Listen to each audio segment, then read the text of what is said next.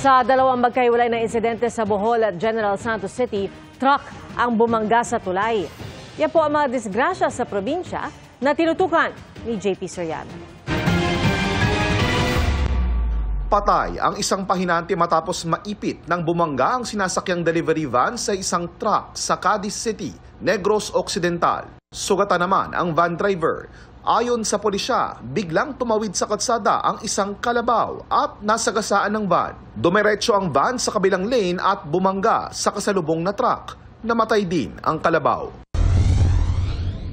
Sa Antequera, Bohol, isang truck na may lulang 5 pasahero ang bumangga sa isang tulay.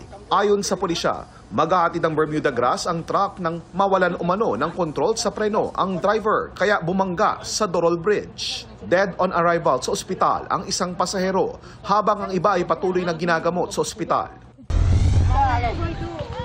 Duguan at nakahandusay sa kalsada ang mga biktimang tumilapon mula sa isang pickup truck na bumangga sa gilid ng isang tulay sa General Santos City. Isang lalaking pasahero rin ang nahulog sa sapa, habang isang babaeng senior citizen ang dead on arrival sa ospital. Ayon sa pulisya, papauwi na mula sa isang resort ang mga sakay ng van, pero may pumutok daw sa sasakyang hanggang nawalan ng kontrol ang driver. Tinitingnan din ng pulisya ang anggulong overloading. Posibleng maharap sa ilang kaso ang driver na sinusubukan pang makuna ng pahayag, gayon din ang mga sakay nito. Sa Bambang, Nueva Vizcaya, bumangga ang isang pampasaherong bus sa isang pickup.